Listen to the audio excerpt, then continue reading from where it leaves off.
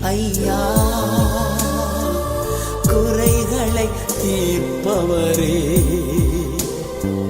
நன்றி நன்றி ஐயா, குறைகளை தீர்ப்பவரே. நன்றி நன்றி ஐயா, அரசாளும் தெய்வம் அப்பா, உன் பாதம் ஆர்வமாய் வந்திருக்கிறே. உன் நாமம் சொல்லி ஓய்வின்றி பாடி உள்ளம் மகிழ்ந்திருப்பே.